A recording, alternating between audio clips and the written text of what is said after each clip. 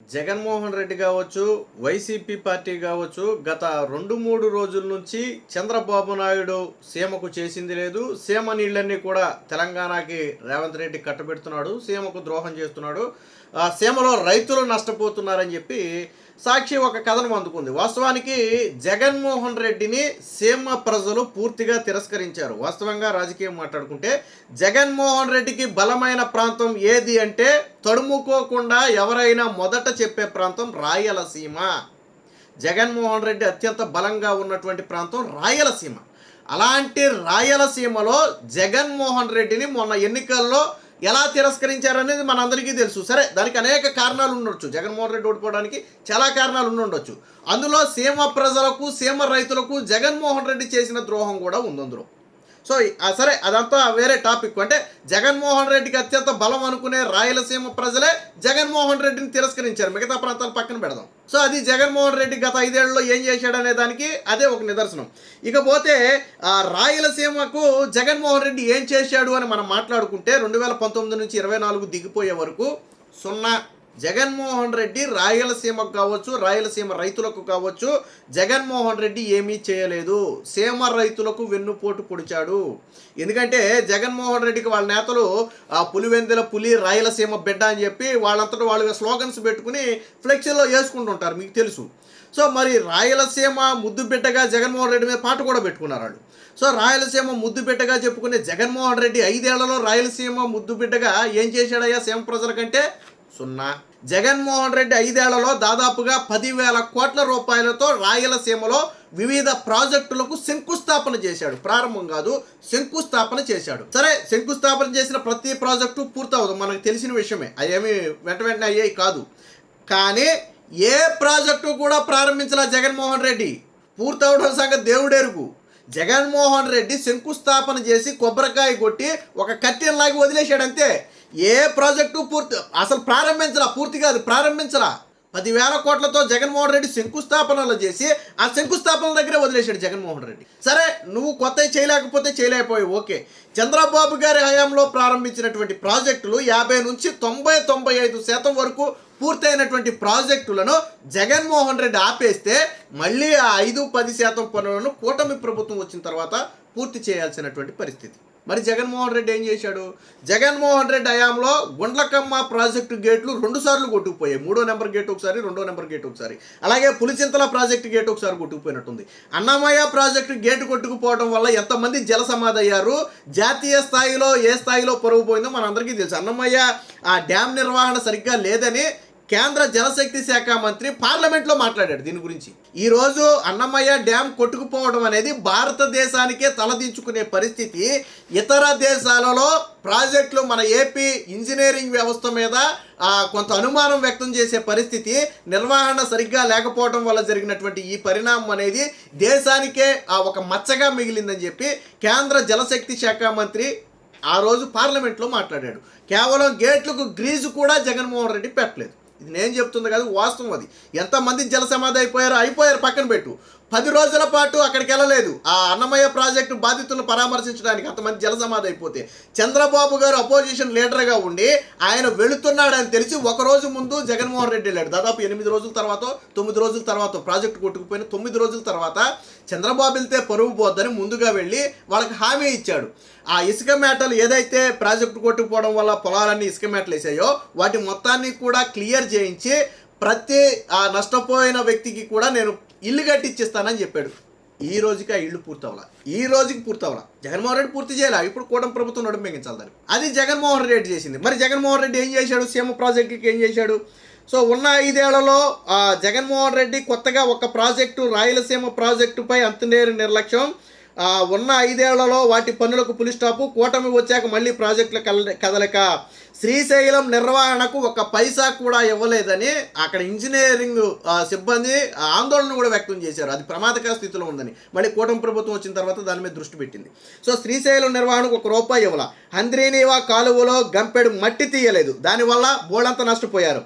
సొంత జిల్లాలో 10,000 కోట్లతో శంకుస్థాపన చేస్తే, అంటే కడప జిల్లాలో ఏ ఒక్కటి మొదలు పెట్టలేదు. పైగా అనంతపురం, కర్నూలు జిల్లాల్లో చంద్రబాబు గారి హయాంలో ప్రారంభించినటువంటి ప్రాజెక్టులన్నీ కూడా గాలికి వదిలేసి ఈరోజు సీమద్రోహి చంద్రబాబు అంటూ వాళ్ళ సాక్షిలో కథనాలు రాయడం. చూపించండి జగన్మోహన్ రెడ్డి ఇదిగో ఈ పని చేశాడు, ఇదిగో ఈ ప్రాజెక్టు పూర్తి చేశాడు, ఇదిగో 1 ఎకరానికి నీరు ఇచ్చాడు అని చెప్పి చూపించండి. ఒకటి చూపించండి.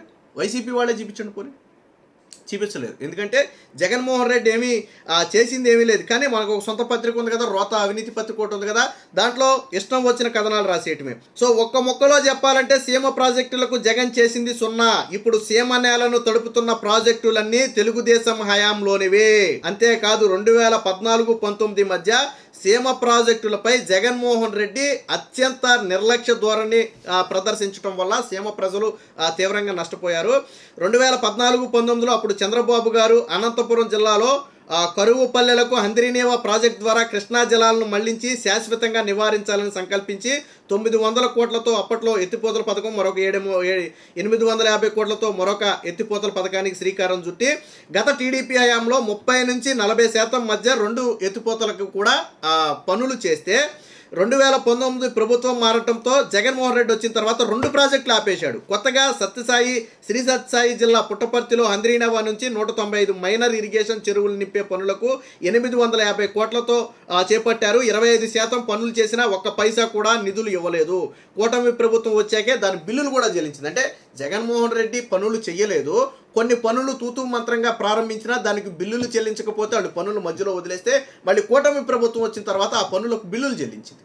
ఇది జగన్మోహన్ రెడ్డి ఘనకార్యం. ఇక కడప జిల్లాకు చూసుకుంటే కడప జిల్లాలో అత్యంత కీలకమైనటువంటి గండికోట జలాశయం గండికోట గాలేరు నగరి ప్రాజెక్టులో భాగంగా 26.85 టీఎంసీల సామర్థ్యంతో 2004-9 మధ్య దీన్ని నిర్మించారు. అప్పట్లో రాజశేఖర రెడ్డి R&R ప్యాకేజీ కింద 1.86 లక్షలు ఇస్తే 2014లో అధికారంలోకి వచ్చినటువంటి చంద్రబాబు గారు ఆ R&R ప్యాకేజీని 6.75 లక్షలకు పెంచారు. ఎందుకంటే రాజశేఖర రెడ్డి హయాంలో మాకు అన్యాయం జరిగిందన్నట్టు బాధపడితే R&R ప్యాకేజీ అనేది దాదాపుగా 5 రెట్లు పెంచారు.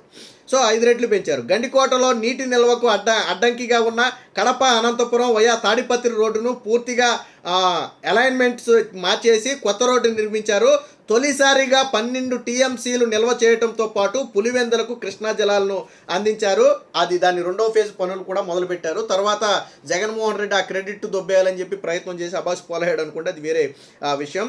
ఇక జగన్ బాధ్యతలు చేపట్టాక కడప జిల్లాలో రాయలసీమ దుర్భిక్ష నివారణ మిషన్లో భాగంగా గాలేరు హంద్రీనేవా లిఫ్ట్ స్కీమ్కు 4,373 కోట్లు, అలాగే ఎర్రబల్లి ఎత్తిపోతలకు సంబంధించి ఒక 853 కోట్లు, అలాగే కందు టీజీపీ లిఫ్ట్కు ఒక 419 కోట్లు, అలాగే ఇంకోటి ఏంటంటే మైక్రో ఇరిగేషన్ ప్రాజెక్టుకు ఒక 1256 కోట్లు, గండికోట చిత్రావతికి సంబంధించి లిఫ్ట్ సామర్థ్యం పెంపుకు ఒక 2,600 కోట్లు, ఇలా మొత్తం 7 ప్రాజెక్టులకు గాను 10,388 కోట్లతో శంకుస్థాపన చేశారు. కానీ ఒక్క ప్రాజెక్టు కూడా మొదలు పెట్టాల.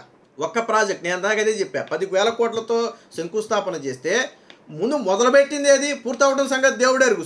నువ్వు ఉండగా కనీసం 5%, 10%, 20%, 50% పనులు పూర్తి చేయాలి కదా. తర్వాత వచ్చిన ప్రభుత్వం కొనసాగుతుంది కదా. గతంలో చంద్రబాబు గారు చేసినటువంటి ప్రాజెక్టులకి నువ్వు పనులు కొనసాగించాల.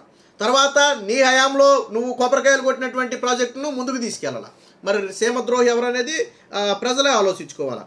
ఇక హంద్రీనేవా ప్రాజెక్టులో భాగంగా కుప్పం బ్రాంచ్ కెనాల్ నిర్మాణానికి 413 కోట్లతో 2015లో అప్పటి సీఎం చంద్రబాబు అనుమతులు ఇచ్చి 2019 నాటికి దాదాపుగా 95% పనులు పూర్తి చేశారంటే చంద్రబాబు గారు దిగిపోయే నాటికి కుప్పం బ్రాంచ్ కెనాల్ పనులు 95% పూర్తయితే తరువాత వచ్చిన వైసీపీ ప్రభుత్వం దాంతో మొత్తాన్ని కూడా ఆపేసింది.